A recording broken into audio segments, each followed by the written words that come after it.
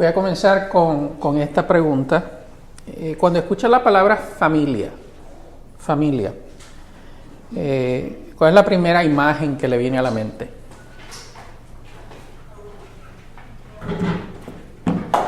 Mis hijos, la iglesia. Un grupo de personas que persiguen el mismo fin. Ok, mi grupo de personas que persiguen el mismo fin. Ok, ¿qué más? ¿Qué le viene a la mente cuando... A mí, mamá, papá y 2 hijos. Mamá, papá y 2 hijos? Es lo primero que se me viene a la mente. No 3, O uno de los hijos. porque lo que ella tiene en mente es la calcomanía esa que uno pone en la parte de atrás del carro. Y entonces, pues, tienen que ser 2, porque si son más de eso no cabe. Y dice hombre y mujer. Exacto. ¿Qué más? Hombre y mujer, ¿qué más? Familia, que es lo primero que le vino a la mente. Una casa. Una casa. Unidad. Felicidad. Amor. Entrega. Ok. ¿Alguien más? Piénsate que ya a esta altura, porque lo están pensando, yo lo que quería era saber lo que le vino a la mente inicialmente y algunos pidieron, no me vino nada a la mente. Ok, está bien. No hay problema, vamos a aprender hoy. Pero fíjense de que la mayoría de las imágenes que por lo menos verbalizaron, que compartieron, son imágenes que tienen algo en común y es que están definidas por biología o están definidas por el matrimonio. En otras palabras, papá, mamá y los hijos presupone una unidad matrimonial, presupone también hijos que son el producto de ese matrimonio.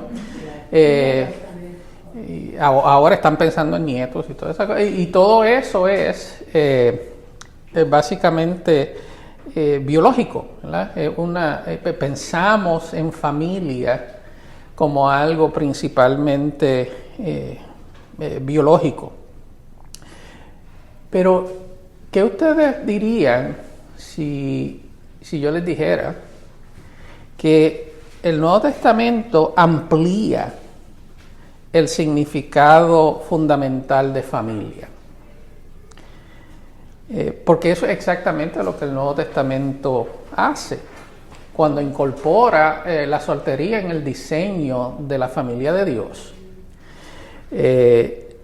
Hoy vamos a ver que lo que le llaman la revelación progresiva entre el Antiguo Testamento y el Nuevo Testamento, de que el Antiguo Testamento, y esto es un principio bíblico, ¿verdad? En donde en el Antiguo Testamento Dios ha revelado ciertas cosas y entonces continúa revelando de manera progresiva, de tal manera de que sigue añadiendo revelación, sigue clarificando revelación, de tal manera de que para cuando nosotros no podemos entender realmente la revelación del Antiguo Testamento sin tomar en consideración el Nuevo Testamento.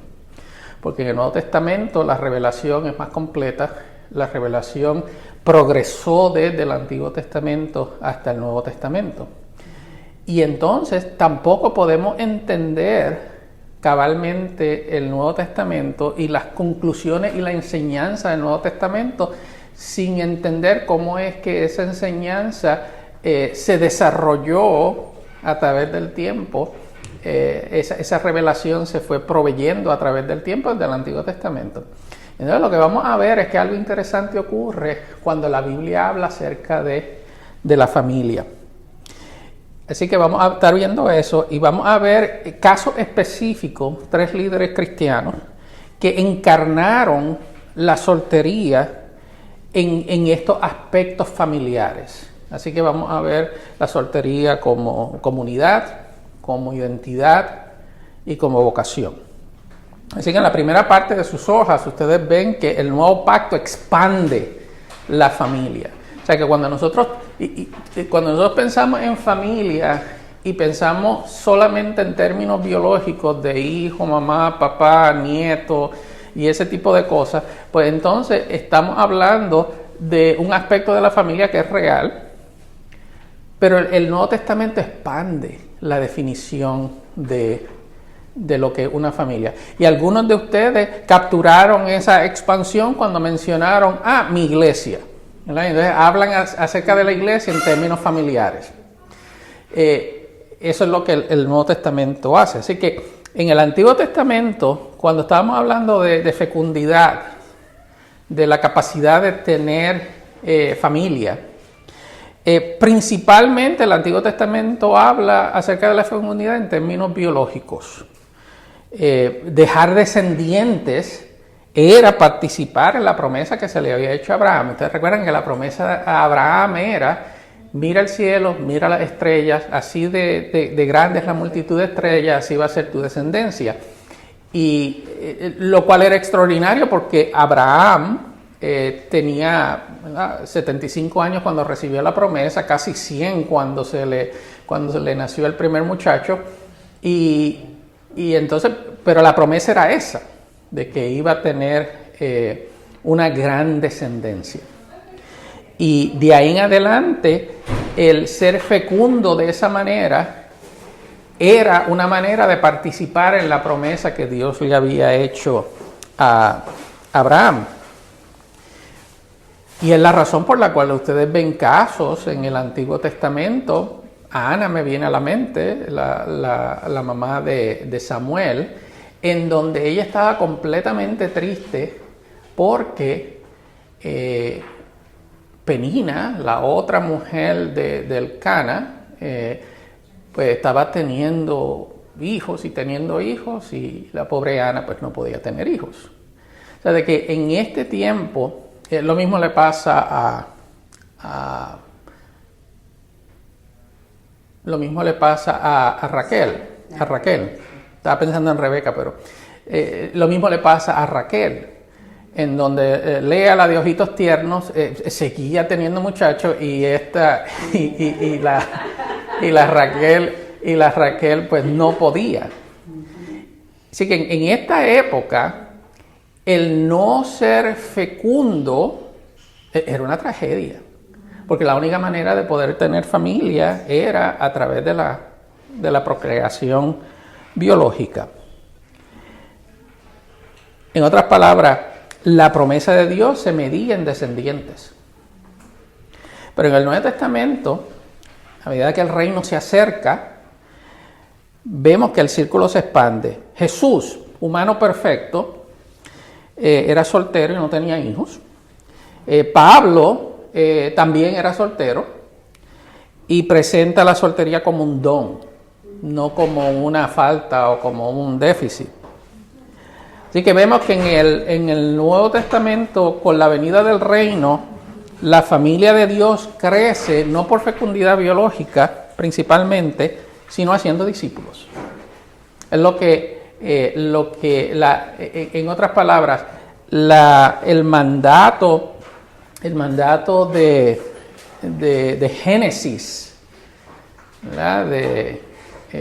De multiplicarse, se cumple en el Nuevo Testamento, no por vía biológica, sino en la Gran Comisión, haciendo discípulos. Así que vamos a ver algunos pasajes que nos enseñan esto. Alguien que me lea Juan, primer capítulo de Juan, los versículos 2 y 3. Y de nuevo, si van a leer, piden el micrófono. Juan 1, 12 y 13.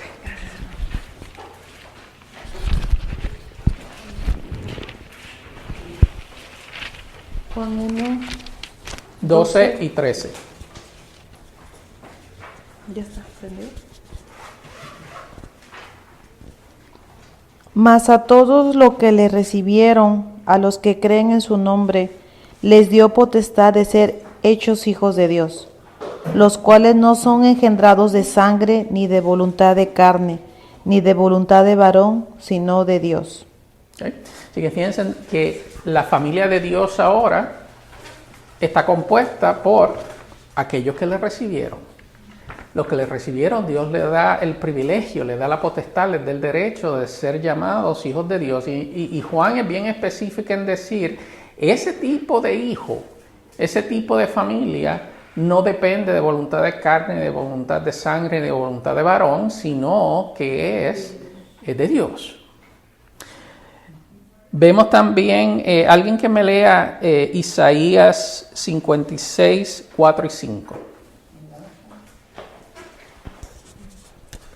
Isaías 56, 4 al 5. Porque así dice el Señor: a los eunucos que guardan mis días de reposo, escogen lo que me agrada y se mantienen firmes de mi pacto, les daré en mi casa y en mis muros un lugar y un nombre mejor que el de hijos e hijas. Les daré nombre eterno que nunca será borrado. ¿Sí? Ahora, un par de cosas aquí que necesitamos entender de este pasaje. Eunuco, por definición, no tiene capacidad de procreación biológica. Si no saben por qué, googleenlo. Pero esa es la realidad. El eunuco no tiene la capacidad de procreación biológica, pero Dios está diciendo que aquellos eunucos que guarden el pacto de Dios van a tener un nombre eterno que ningún legado biológico va a poder igualar. Es un nombre mejor que el de hijos e hijas. Así que está dejando claro de que el ser parte de la familia no depende de la capacidad de procrear. Alguien que me lea Mateo 9, 11 y 12. Quien lo vaya a leer, pida el micrófono. Mateo 19, 11 y 12.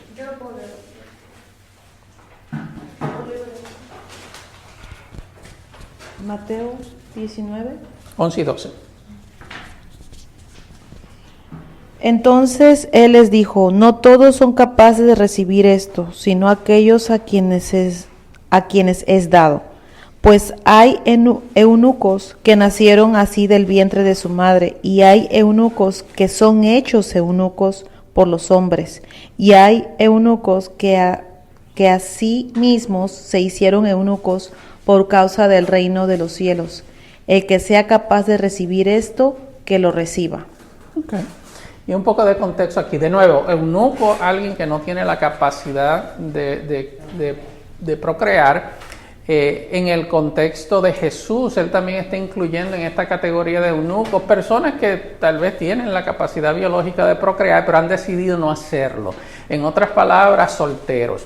Y esto viene en el contexto, estos versículos vienen en el contexto de una discusión sobre divorcio, de la cual vamos a estar hablando en 2 clases en el futuro. Porque cuando Jesús da su enseñanza acerca de la permanencia del matrimonio, los discípulos se asombran y dicen, si es así, entonces es mejor no casarse. Si es así, es mejor quedarse soltero.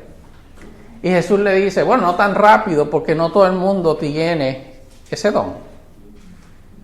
Algunos lo tienen, otros no lo tienen. Pero piensen de que Jesús está hablando acerca de la soltería como un don, como alguien que las personas que lo eligen es porque tienen el don de poder ser solteros. Así que la soltería no es el premio de consolación si no logro casarme. La soltería es una vocación, es un don. Así que al hacer esto, Jesús está elevando la soltería al mismo nivel que el matrimonio. Alguien que lea, pida el micrófono y lea 1 Corintios 7, 32 al 35. Yo se lo leo, hermano. Quisiera pues que estuvieseis sin congoja. El soltero tiene cuidado de las cosas del Señor, de cómo agradar al Señor, pero el casado tiene cuidado de las cosas del mundo, de cómo agradar a su mujer. Hay asimismo diferencia entre la casada y la doncella. La doncella tiene cuidado de las cosas del Señor para ser santa así en cuerpo como en espíritu, pero la casada tiene cuidado de las cosas del mundo, de cómo agradar a su marido. Esto lo digo para vuestro provecho, no para tenderos lazo, sino para lo honesto y decente, y para que sin impedimento os acerquéis al Señor. Y piensen aquí, Pablo está Y esto probablemente es la idea que la mayoría de los cristianos piensan cuando piensan en la soltería. La obvia ventaja que tiene el soltero cristiano de poder dedicarse a las cosas del Señor sin tener las responsabilidades de un cónyuge. Y eso es lo que está diciendo el apóstol Pablo aquí. Y entonces decía, bueno, pues si el soltero cristiano tiene la oportunidad de poder servir al Señor con más libertad y no tiene que estar preocupándose por estar pendiente a un cónyuge, entonces ¿por qué es que los cristianos no se quedan solteros? Bueno, por lo que vimos anteriormente, no todo el mundo puede hacerlo. Así que vemos aquí que el soltero cristiano tiene una libertad distintiva que la persona casada no puede ofrecer plenamente. Ahora, que el punto no es que la soltería sea superior al matrimonio o viceversa. El punto aquí es que Pablo considera a ambos como dones. Y el otro punto importante es que en el Nuevo Testamento la fecundidad se mide haciendo discípulos, no en descendientes. Ese es el punto principal aquí. Ahora vamos a ver 3 personas que encarnaron esta realidad. Y vamos a estar enfocándonos en 3 individuos porque nos ayuda a ver estos 3 aspectos de la soltería. En otras palabras, la soltería dentro del contexto de la comunidad o la familia de Dios. Vamos a ver la soltería en el contexto de mi identidad, quién yo soy. Y entonces vamos a ver la soltería en términos de vocación, en otras palabras, a qué yo me dedico, qué es lo que yo hago con mi vida. Y la primera persona que vamos a ver es Macrina, está ahí en sus hojas. Macrina, que vivió en el IV siglo después de Cristo. Y era, a lo mejor ustedes no reconocen estos nombres, pero créanme cuando les digo que Basilio de Cesarea y Gregorio de Niza, estos eran los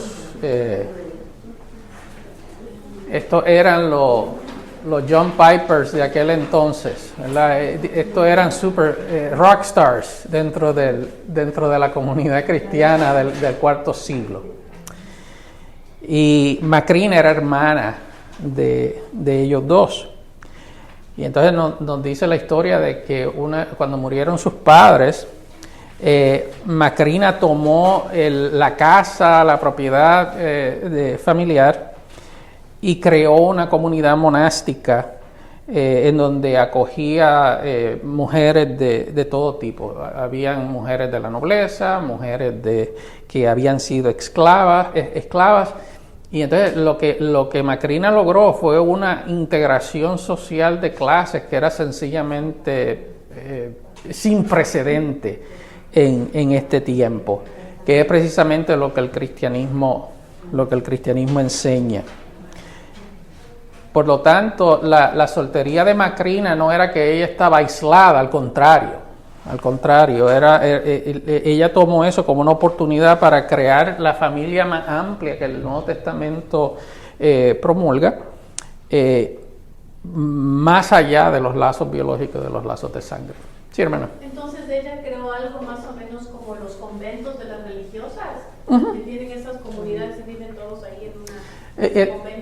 sí, es una forma de verlo. Las comunidades monásticas eran comunidades en donde la idea era que había un lugar en donde podían venir las personas y enfocarse directamente en las cosas de Dios. Era leer la Escritura, estudiarla, hacer obras de caridad en la comunidad, pero habían diferentes tipos de monasterios. Algunos estaban más aislados que otros. Y durante este tiempo, en el IV siglo, el monasticismo era bastante común. Lo que lo hace diferente es que quien era la líder de esta comunidad monástica era una mujer. Y el punto, ¿verdad?, que ella está encarnando es que la soltería no implica aislamiento. ella estaba soltera, pero no estaba sola. Ella no tenía esposo e hijos, pero no significa que no tenía familia. Eso es lo que Macrina aquí está encarnando, esa enseñanza del Nuevo Testamento de que la familia es más que hijos y cónyuges. Así que si ustedes miran ahí en cada una de estas reseñas, le estoy poniendo un ¿y qué? O sea, ¿cuál es la implicación? ¿Por qué es que esto es importante? Y aquí el ¿y qué? Es la persona soltera, no un individuo solitario que espera ser absorbido por la familia de otra persona. El soltero o soltera es capaz de ser el centro de una comunidad y ampliar el círculo. Y Macrina es un ejemplo de eso. En cuanto a identidad, ¿verdad? El segundo pilar. Aquí el ejemplo que tenemos es el de Perpetua. Y esto es en el segundo o tercer siglo después de Cristo. Y el ejemplo de Perpetua es interesante porque ella era una mujer de la nobleza. Cuando dice aquí que era una mujer joven noble, no era que era buena gente. Estamos hablando de nobleza, de que era parte de la alta esfera de esa sociedad en el norte de África. Hermano, ¿ese era un nombre? Perpetua. Sí, ese es el nombre de ella. Sí. Se llama, el apellido creo que era para siempre. Sí. No, estoy bromeando, no tengo idea de cuál era el apellido de Perpetua. Pero Perpetua, de nuevo, es súper famosa. Dicho sea de paso, si ustedes tienen curiosidad acerca de estos personajes, vayan y búsquenlos en Google o en YouTube, ¿verdad? Van a encontrar, ¿verdad?, mucha información acerca de estas personas. Porque son personas que dejaron una huella profunda en la historia del cristianismo. Y entonces por Perpetua, el caso de Perpetua era interesante porque ella fue arrestada por su fe a principios del tercer siglo, en el 203 después de Cristo. Y la soltería de Perpetua es particular porque no fue por elección, sino por circunstancias. Perpetua sí se había casado, inclusive había tenido hijos, pero el esposo se fue. Y entonces pues no se sabe si el esposo se murió o si la abandonó después que ella se convirtió al cristianismo. El asunto es que para cuando ella fue arrestada y encarcelada, Perpetua enfrenta esta prueba sola. Ella está, es una madre soltera, piénsenlo en esos términos. Y entonces el papá de Perpetua le dice, pero piensa en tu hija, ¿verdad? Piensa, no sé si era hija o hijo, pero piensa, ¿verdad? Y apela al rol de ella como hija, apela al rol de ella como madre, como ciudadana romana. Tratan de convencer a Perpetua por todas estas otras razones de que ella renuncia a Cristo. Dice, renuncia a Cristo porque piensa en tu hija, tú eres una mamá. Renuncia a Cristo porque tú eres una hija. Yo voy a perder una hija, le decía el papá. Renuncia a Cristo porque es tu obligación como ciudadana romana. Y Perpetua esencialmente lo que dijo es que la identidad principal, fundamental y no negociable de Perpetua es que ella era cristiana, que ella era hija de Dios. Y que esa identidad como hija de Dios, todas las demás identidades o roles que nosotros tenemos se subordinan a esa. En otras palabras, en primera instancia, antes de yo ser padre, hijo, hermano, ciudadano, colega, antes de yo ser esas cosas, yo soy un hijo de Dios.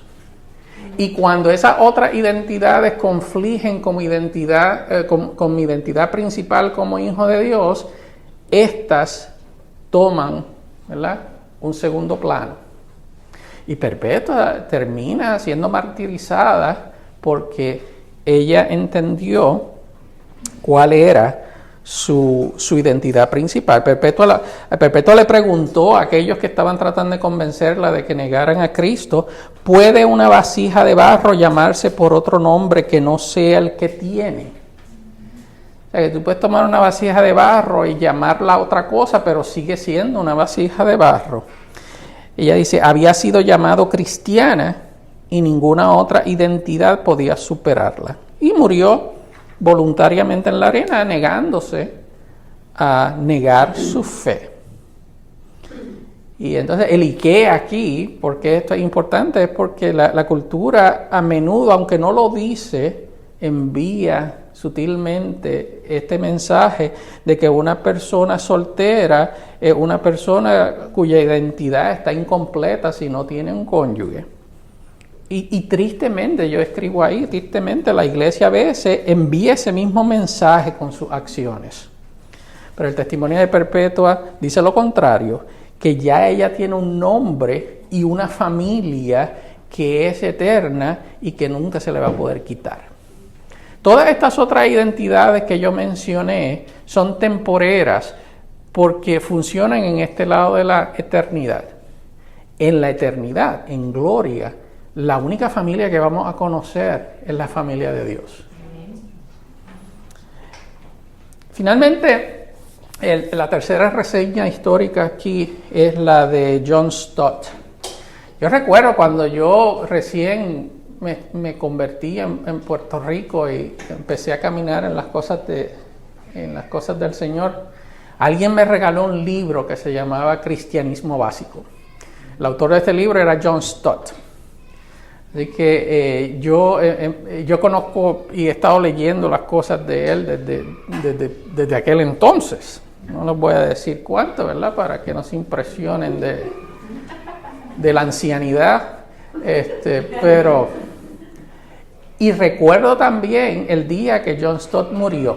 Yo estaba teniendo lunch con otro hermano cristiano cuando la noticia salió de que John Stott había muerto. Y cuando John Stott murió, no solamente los círculos cristianos, sino el mundo secular y todo, se enteró, porque John Stott era conocido. De hecho, le pongo una nota ahí de que en el 2005 Time Magazine nombró a John Stott como una de las 100 personas más influyentes del mundo.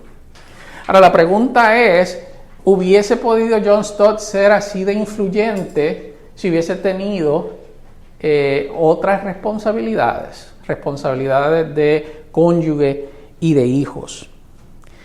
Pues en John Stott, aquí la reseña, él nació en el 1921, murió en el 2011, probablemente el líder evangélico más influyente del siglo XX. Y entonces pues ahí menciona que fue rector de este lugar en All Souls Langham Place, esto en Inglaterra. Autor de más de 50 libros traducidos a 65 idiomas, incluyendo Cristianismo Básico, que yo lo leí en español.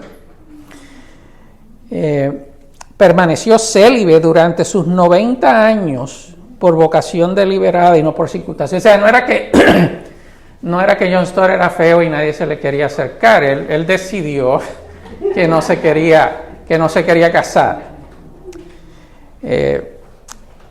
Y él mismo, ¿verdad? La pregunta que yo estaba haciendo de si él hubiese podido lograr y tener la influencia que tuvo, él mismo reflexionó que nunca habría podido viajar ni escribir tan extensamente si hubiese asumido las responsabilidades de esposo y padre. Así que, ¿y qué? La vida de John Stott contradice la suposición de que la soltería es algo que se debe superar o soportar. El celibato de John Stott no fue incidental, no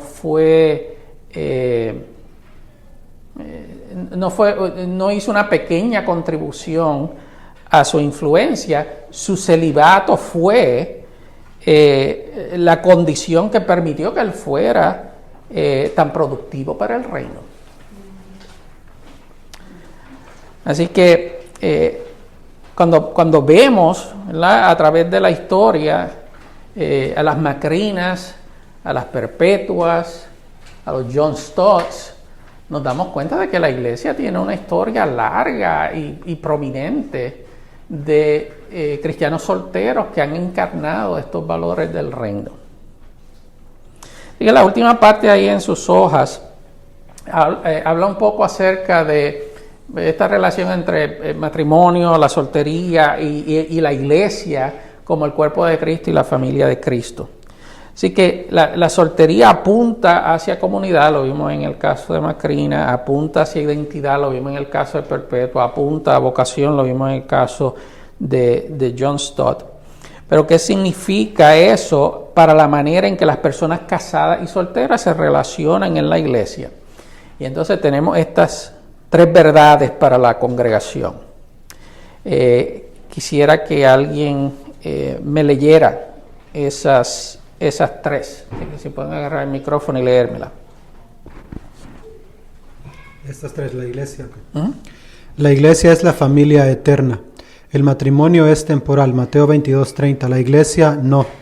La persona soltera pertenece a la misma familia eterna que todo miembro casado. Okay, así que el soltero y el casado parte de la misma familia. Y esta familia es la permanente, esta familia es la eterna, porque como nos dice Mateo 22:30, cuando estemos en gloria, nadie se casa ni se da por casamiento. Claramente diciendo de que la relación matrimonial está circunscrita a este lado de la eternidad. La segunda. Los solteros enriquecen a los casados. La libertad, disponibilidad y devoción sin reservas de la persona soltera son dones para toda la congregación, no solo fuentes de trabajo ministerial gratuito. Yo puse esa frase ahí a propósito, la idea de trabajo ministerial gratuito, porque si algo yo he oído en más de una ocasión de solteros cristianos, es que sienten que la iglesia los trata como si fueran fuente de mano de obra gratuita y nada más, ¿no? Hay que hacer algo en la iglesia, dile a fulano de tal que lo haga, que él no tiene responsabilidades de familia, tiene todo el tiempo del mundo, entonces pues que lo haga él o ella. Y entonces es cierto que el soltero cristiano enriquece la familia porque tiene esa disponibilidad, pero no es porque son fuentes de mano de obra, sino porque son dones a la iglesia de la misma manera que el don de enseñanza, el don de servicio, el don de oración, son cosas que el Señor le ha provisto a la iglesia para edificarla. Y tenemos que verlo en esos términos. La tercera. La hospitalidad es la práctica. Tanto los cristianos casados como los solteros son llamados a abrir sus hogares y sus vidas. Okay. Así que esa hospitalidad como una forma de relación familiar, en donde, y yo creo que esta es una área en donde nosotros como iglesia, y yo me incluyo ahí, de que podemos hacer mejor trabajo. Una de las... yo no sé si ustedes tienen esta misma situación, pero a veces yo le digo a Beverly, oye, vamos a invitar a fulano de tal para que venga aquí y coma con nosotros. Y entonces, pues ahora se vuelve un proyecto, ¿verdad? Porque ella quiere que la casa esté perfecta, quiere que y entonces pues, invitar a una persona para comerse un sándwich con nosotros se vuelve un proyecto de 3 meses de preparación. Y entonces llega un momento en donde pues, yo mismo pierdo la paciencia y digo, never mind, ¿verdad? Never mind. Los llevamos a Subway y nos comemos el sándwich allá. Pero no es lo mismo, no es lo mismo. Y la Biblia nos enseña a que seamos hospitalarios. Y la definición de hospitalidad